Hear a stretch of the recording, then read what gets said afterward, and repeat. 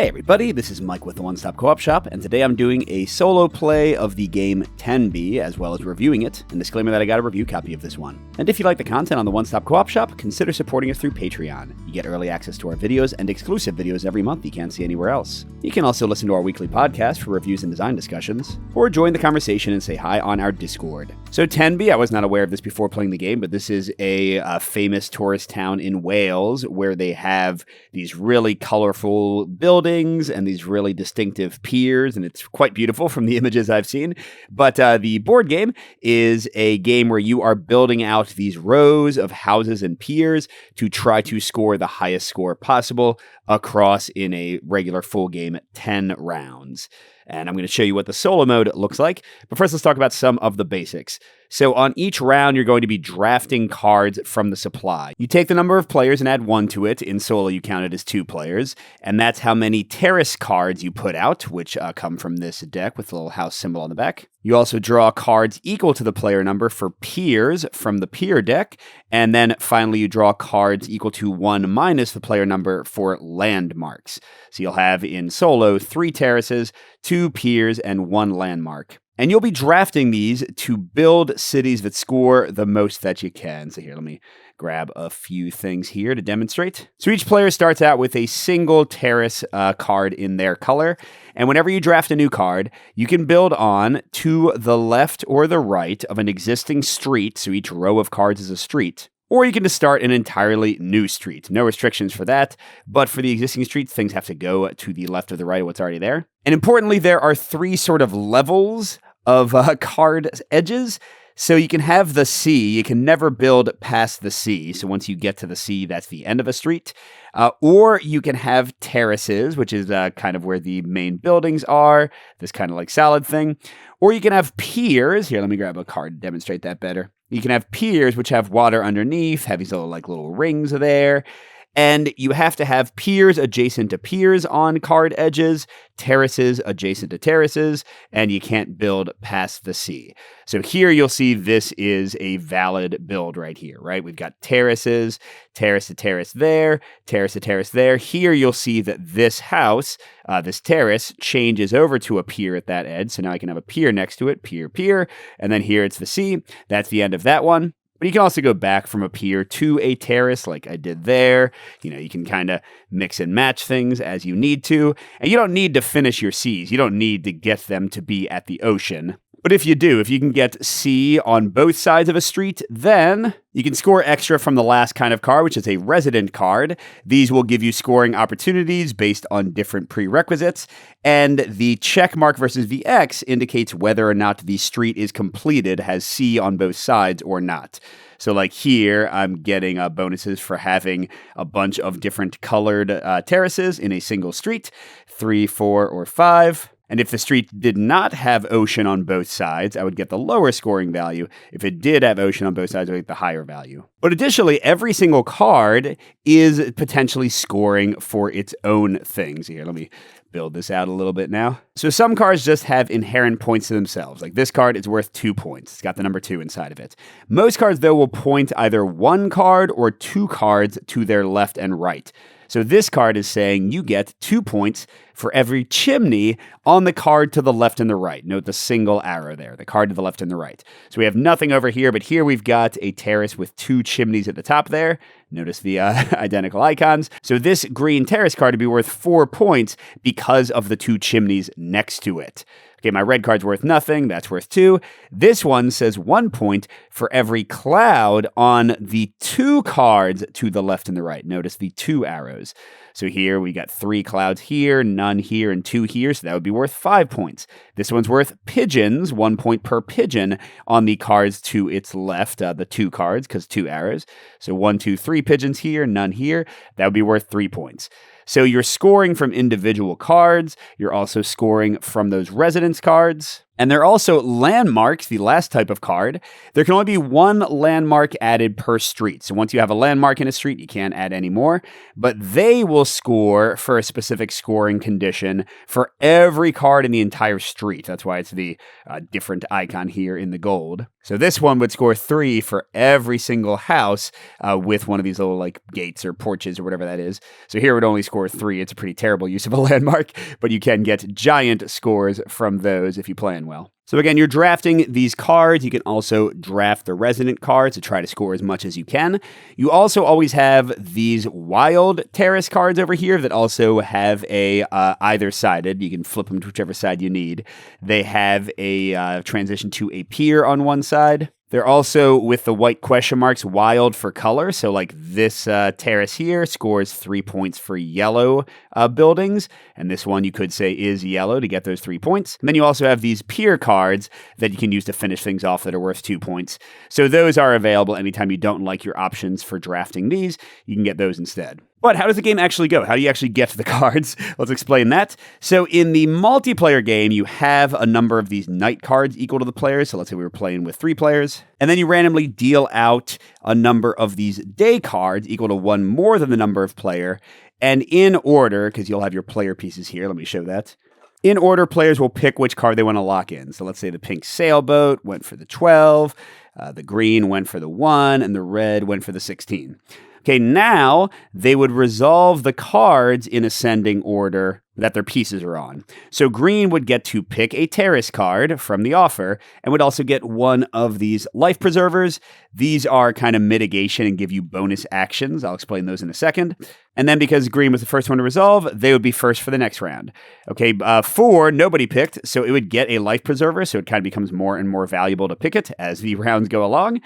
Then 12 would go, they would get a terrace and a pier and a resident card. Then they would go on the 2 night, and then red would go, they would get 2 piers and a landmark and 2 life preservers. They would go on 3, and then this would stick around. You deal out 3 new suns and you order them in ascending order.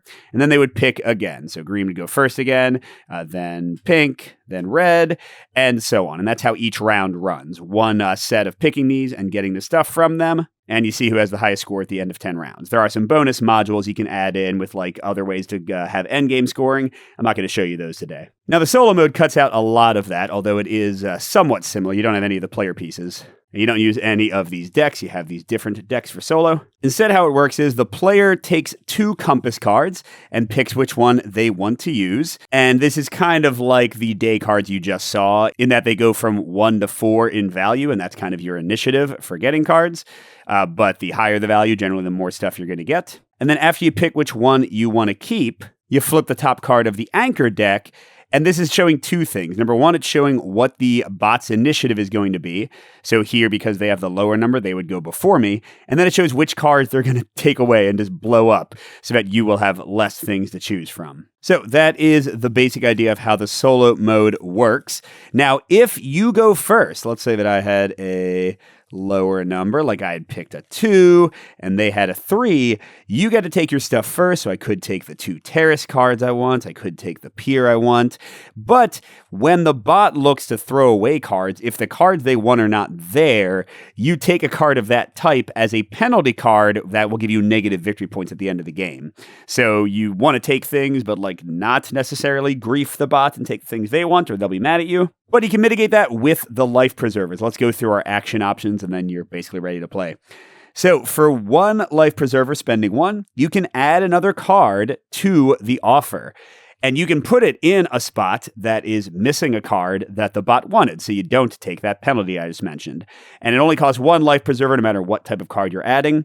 Now, in multiplayer, you can just have like infinite cards. You could add like 5 cards and there would just be a ton of things for everybody to pick from. In the solo, you can never exceed the 1, 2, 3 values for each of the card types.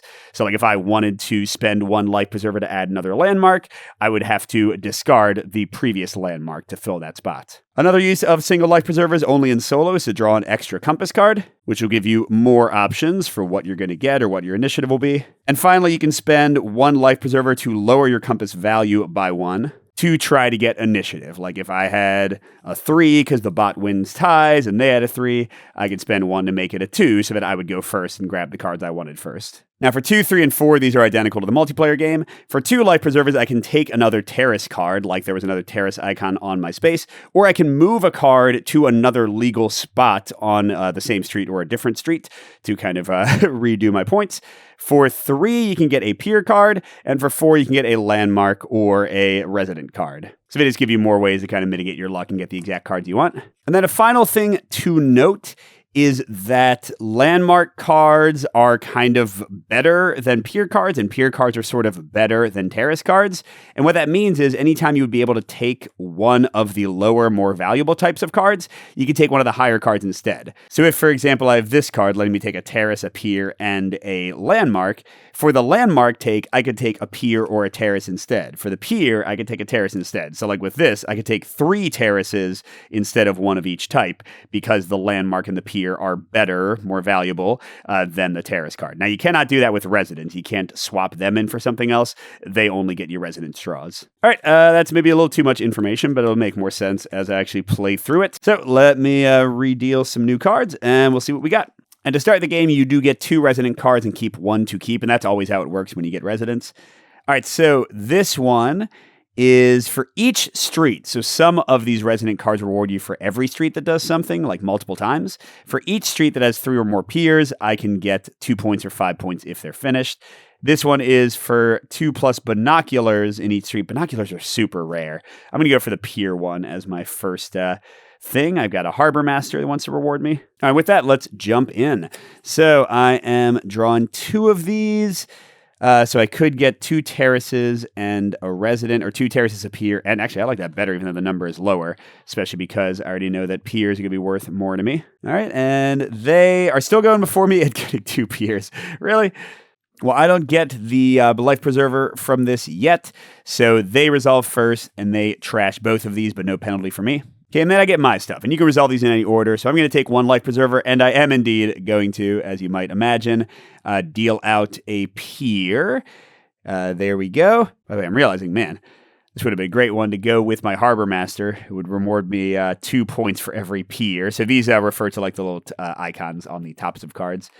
Okay, so that's an interesting one. It wants clouds. All right, so I will take that as 1 pier. But I'm going to start a new street with it. It doesn't seem like, I guess if I put like something that's transitioned, because I can't put this next to it since it's terrace and then pier. If I put something like this in between, I could connect them, but then there aren't very many clouds for them to benefit from. So I think this is better, and then I can try to get piers next to it that have clouds. All right, as for my 2 terraces, this one likes flowers, which my starting building does have. Oh, and this one likes flowers or has flowers and clouds. This one has flowers. Oh, and it likes yellow. So I think maybe getting these 2 would be best. And I could put the green down first. Oh, actually, this isn't that good.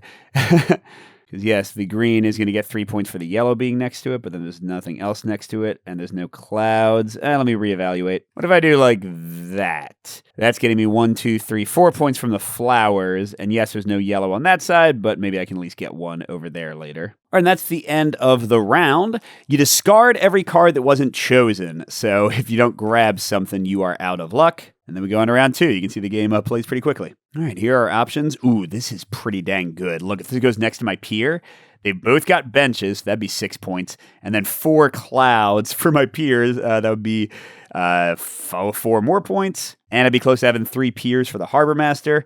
But, chances of me getting even a card that gives me well, they both do. Never mind. Yeah, I'm worried about taking this one, even though I'd love to have the resident, because I won't have any of these to draw new cards. If the bot skunks me and takes all of the piers or takes that 1 landmark. So even though I'd rather have the resident, I'm going to take that one and discard that. I'm just discarding them under the deck so I know when to shuffle. All right, they're definitely going to go before me. Oh, and they didn't take the landmark, so I didn't have to do that. Oh, well, that's fine. So they go before me, 2 before 4.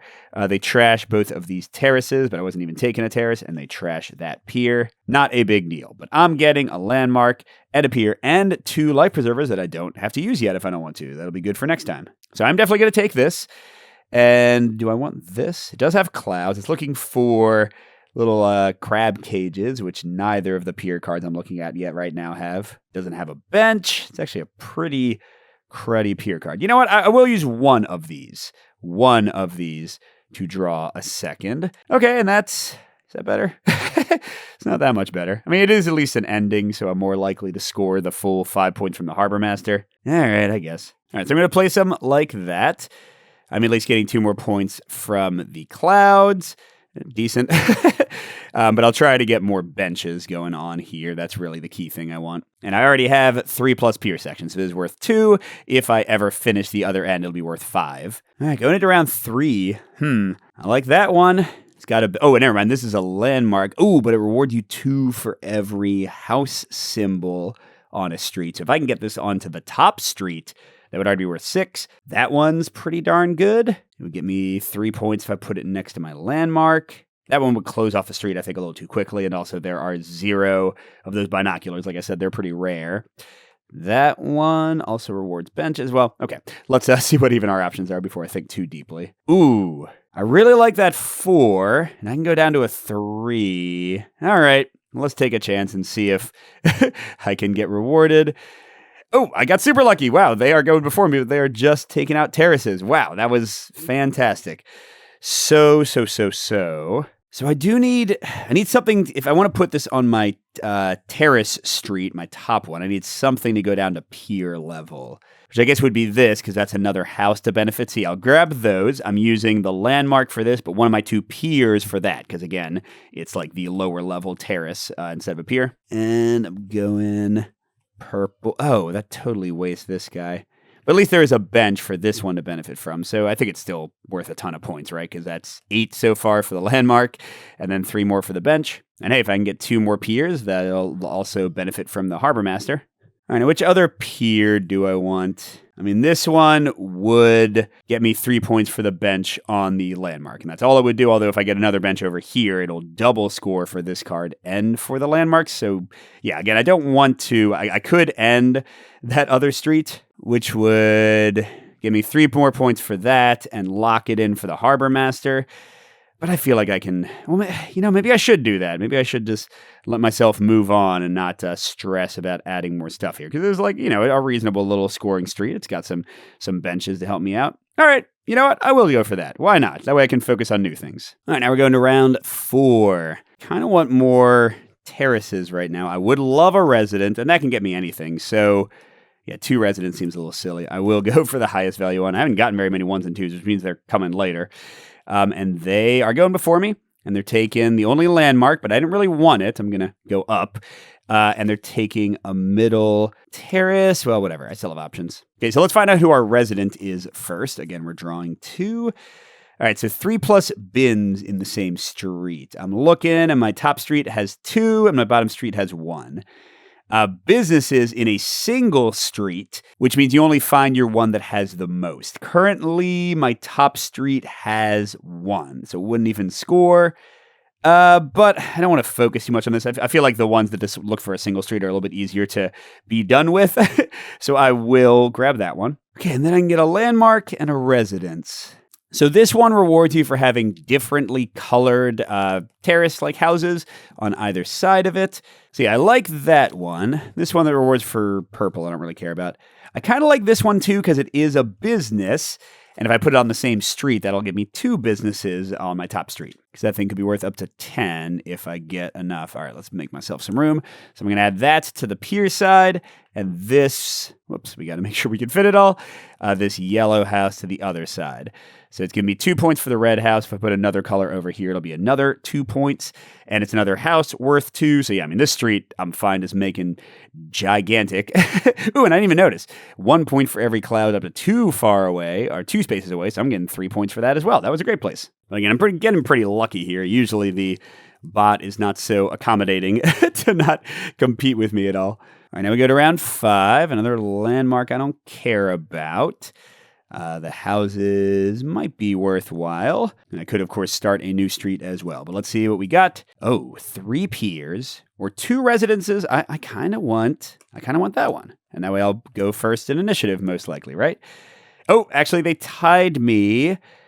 Do I care about that? I kind of did want that yellow house. So what if I spend 1 to... do I want it that much? Actually, you know what? I don't think I do need it because the greenhouse is great, I'm realizing. Okay, so I'll let them go first instead of spending my one thing. So they grab that and that. And then I get a second one of these, and I can get 2 terrace cards. All right, so I'll definitely grab this one because look how crazy this is. That has a porch, and that has a porch. That's 6 points, and that's a different color. That's 8 points, and it's another house. That's 10 points. That is a 10-point play right there. That was fantastic. Now, for my second terrace placement, that's not really doing much for me. I can't even place it on either side right now, and I don't have very many bins going on anywhere. So instead of starting a new street, why don't I get this one? And I can go down and maybe try to get a pier on both sides. That would get me the harbor. Oh, wait, I forgot about... Oh, whoa. Is that also... Jeez, this is the best card ever. I just realized that's also a business. By the way, this is hilarious if you're into puns. Every single business has a punny name. Look, this is Say You'll Be Wine, Welks and Cockles. If that's a joke, actually, I don't get it. But here's another good example. Seize the Day. Ha ha ha. Yeah, this also got me my third business on the street. I'll see if I can get one more. But yeah, the street is fantastic. Let's close it off with some piers to please the harbor master and then move on to something else, I think. And that does mark the halfway point of the game. We have just 5 more rounds to go through. All right, is there anything I deeply care about here? That can end the street on the one side, but it's not a very good one to do so. This one, though, is very solid because I do have a binocular right here, so that would get me 5 points. And it's got 3 clouds. That would get me 8 points, and it would be my third pier. I'd like to get that. So let's see how... Okay. So I'm going to go for the 1 because I don't need another resident, and I really want that pier. So I want to go first, and I get to go first. Oh, and they're taking all the terraces. Okay, so I'll have to decide if I want to refill the terraces, but that's my card. I get a third one of these. So I do have enough to get like a free pier placement right now. If I wait until I get one more, I can get a free resident or a free landmark. But let's grab that for my pier. And put it right here, because again, that's pretty dang fabulous. And then I can get a terrace. Wow, that one's just 5 points straight up. And it already ends the street. That kind of feels like a nice way to maybe start a new street. So yeah, sure, I'm going to grab that. And then I'll spend 1 of my life preservers to refill. Oh, wait, that's not what I'm refilling from. What am I doing?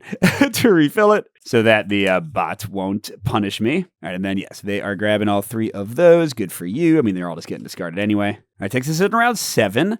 Ooh, that's a nice one. Not because there's many pigeons, just because it would be 1 more business to get a 4th one on that street. And then I really want to close it off.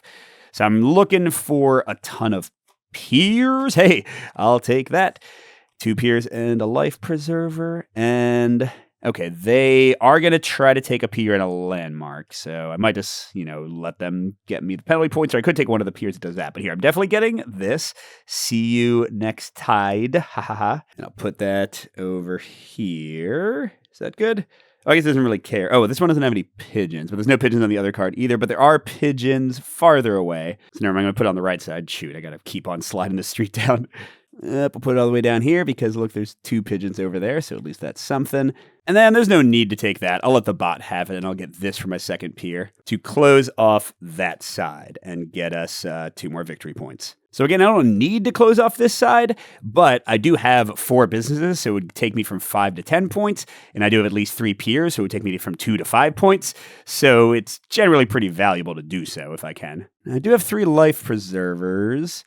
Is there anything really great that I would want to use them for? Nah, I don't think so. All right, so they get their cards, they're happy. And we move on to round 8, so this is, there's 3 rounds left, including this round. And I do have a lot of life preservers now. I could do this one, because those 3 life preservers are great. I don't know if I need that many terraces, though, and they're probably going to steal some. But I can use the 3 life preservers to get new stuff. I could, be building up this street that I started, right? Okay, so I'll go for... Oh, sorry, we've reached the discard pile, so I'll reshuffle all of them in a second, but I've got that. And, oh, they're actually going... What the... Wow, this worked out great. They are going after me, and they don't care about terraces. This is just the luckiest I've been in this game. All right, so I've got 6 life preservers, which is pretty crazy. Might spend 4 of them to get another resident, because sometimes late game you can just like get free points, you know? But actually, I think I'm going to spend 3 of them, to get one of these multi-sided piers that I can just finish my big street off with. So there we go. Super Street is finally done. Let's see what else I can score. Okay, then I'm getting 3 terraces. Okay, this one's good because the one I have on the street does have a porch, so that's going to score 3 points. And then this one wants to be next to green. Does nothing for me. This one wants to be next to street lamps, none of which exist. And this is a terrible landmark for this new street I'm making. Even if I had enough of these to make it better, yeah, it's not very impressive, is it? Well, then here, let's do this. I mean, I don't know. None of these are really good. I could spend some of these to just draw more cards, but it seems like a waste when I could just get free stuff. Let's do this and this for my new street. Doesn't get me much of anything, but I can treat the wild as a green to score 3 points from that. So I've already finished off that side. And yeah, this street is going to be almost nothing point-wise, whatever. But the bot's happy, they get their stuff. And we're in the second to last round. Wow, that is a terrible landmark for this new street I made. I really want like a landmark or residence to make that street at least somewhat not terrible. Oh gosh. Should I spend one of these to draw another one of these? I kind of want like a higher value thing. I mean, I guess my new street does... actually, these 2 piers work pretty well together. So, okay, I will do that. And I'll just turn my new street into a pier street and make the harbor master happy, I guess. What are they doing now? Okay, they are after me and they don't care about piers. Why does this keep on being so lucky for me? All right, so I've got 4 of these. I'm going to save that for the last round to maybe get another resident. But I'm grabbing both of these piers, absolutely, because these things like each other a lot. Look, this one's giving me 2 points for every street lamp, and there's 2 street lamps. This one's giving me 2 points for every bin, every trash can, and there's 2 bins. Which one do I want to have? Let's go like that. And that's 2 piers, so if I do 1 more, I'll have the harbor master. Yeah, that's fantastic. And now I'm going to save all my stuff. The bot is happy. Let's go to the final round. There we go. That's a decent landmark. That would be worth 10 points. And it would connect to my piers that I already have down. So heck yeah. I mean, if they let me get it, of course, which they will with that. And it gets me a resident. That's the kind of card I wanted to see. Now, it is slow. All right, a single point, which I will spend, will bring my initiative down to 3, so I'll go before them, although I might need to refill to not get penalized. All right, let's look at our resident first. Lamppost in a single street. Ooh, actually, my top street has 1, 2, 3, 4, 5, 6. Hey, that's 8 free points. Okay, that's almost assuredly going to be the one I want. Okay, lobster boxes. I do have more than 4 in the top street. And none otherwise. Okay, yep, so we're definitely doing the electrician. Okay, and then we're definitely getting this landmark. We knew that was the case. Going right there to benefit from all of those. Okay, and then I've got a house and a pier. Plus points to gain stuff. Well, let me deal another landmark for one, because those are worth like -3 or -4 points. Like they're worth worse the farther down you go. So I've got 2 of these left, which is enough to get an extra terrace. And they want to take that one. That's fine. So here's my thought. I think it's the best that I can do. I think literally none of these are worth anything to me. But at least they'll pay off from the landmarks. I'm going to spend 2 to get, I don't know, this one. Then I'm going to, for my actual terrace, get this one. And then for my actual pier, get one of these just to finish off my last thing. So boom, flip it to that side, boom, and finish there, which also gets me my 3rd terrace for the harbor master. Yeah, man, this is pretty good. This is definitely, I think, maybe the best I've ever scored in the solo game. All right, the bot has everything they want, so 0 penalties. That's great, too. So with that, let's get to scoring and then the review. I'm going to show you card by card the scoring for one of my streets, and then I'll do the rest off camera because it can be a little mathy. So you just go card by card, and then you can check your residents and stuff. Does this card see any lobster baskets or cages or whatever they're called in these? No, it doesn't, so that's worth 0.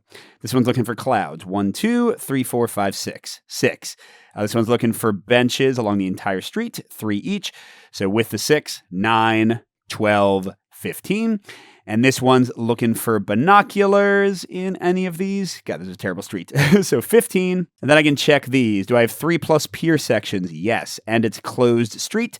So 5 more. So that's 20. And then I have better streets for the single street lamp goal and the single street business goal. So that is 20 points. All right, now I'll go count out the bigger streets off camera. All right, my big street is 47 just from the cards. Ended as 3 piers, so it's 52. And it's got 4 plus business in a single street, so 62. And it's got 6 plus lamps, so 70. Again, I'm getting the lower value because it's closed off. 70 from that street. I mean, that was my big boy. All right, this one was actually way better than I thought. It was 43 with the Harbor Master bonus. So 20, 90, 133. Dang it. I still have not. Yeah, you just compare your score against the chart. I still have not gotten to part of the town. I got frequent visitor. Good to see your face. What an excellent collection you have made. You can come again. But still, dang, that was a successful game. So, thoughts on Tenby. First of all, the big thing, it is just fun to find combos, fun to complete your streets, even in the multiplayer and solo games where I haven't done that well or where I've lost. This is one of those sort of tableau building or pattern building games where it's just cool to see things come together. I also think the choices of initiative versus what you're going to get and kind of looking at the offer and how valuable it is for you and others is great. Now, as you can imagine, it's much more interesting in multiplayer where you can try to kind of hate draft things and you can look at what other people need, and you are setting yourself up with the sun cards you pick, not just for the stuff you're getting, but also for your initiative order the following turn. So I do think that the multiplayer way of doing the card choice is a lot, more interesting and engaging than the solo way, but the solo way is really quick, and, you can see that if you really, really love a card, you might want to pick a lower value to make sure you get it. I also really like the mitigation and options offered by these in both solo and multiplayer, and putting them on the cruddiest sun cards that come out until somebody finally decides to take it is a really nice mechanic in the multiplayer game too. And like I said, there are some extra things to add on, like these end goals you can compete over or try to beat the requirement in the solo mode for extra points. So yeah, it's just a fun, breezy time. My family's really enjoyed it. Even my kids have been able to play it, but it does have some meat on the bone. The solo mode is very quick to resolve. Now, the big elephant in the room, the glaring thing that might push people away from this game is the luck of the draw, especially in solo. Because in multiplayer, at least, if you're going before somebody, you can grab a card that's like perfect for them and it's going to score them 15 points or whatever. But sometimes you'll have just randomly been first in the nighttime order. So you'll pick the first day card the next day and you get like the ideal, amazing, magical card that's great for you. But again, in the multiplayer, it tends to balance out because if you want to get like this amazing landmark, you're going to have to pick a higher sun value. So somebody else, even if they were later in the night value, can scoot in on an earlier day card and snatch that card you needed before you can score a ton with it. So really, I don't feel like there is a major randomization problem for the multiplayer, except that just sometimes you could get lucky and like a lot of cards come out that match things you're going for, and not as many cards come out for your opponents. And yes, sometimes the game will swing based on that. But the solo game is super luck based, because as you saw, sometimes the bot will just take cards you don't want, and like, who cares? It doesn't even impact you at all. Sometimes they take the best stuff for you, and you don't really know. I've had games where it went both ways. Sometimes cards come out that benefit you, sometimes they don't. And in the multiplayer game, you can, try to mess with what the other person needs, so at least all your scores are low. In solo, if you just don't get cards that combo well, you're just not going to do very well. So yeah, solo is quite a bit more random than multiplayer, but I still enjoy it, mainly because it's just so fast, and it's still satisfying to build the combos. But definitely, if you want the more balanced gameplay experience, multiplayer Tenby is the way to go, and it plays really well. All right, thanks for watching, everybody, and a special thank you to our biggest Patreon supporters, J. William F., Steve Wren, Miles, KCW, Andrew R., and Chris C. We'll see you at the next stop.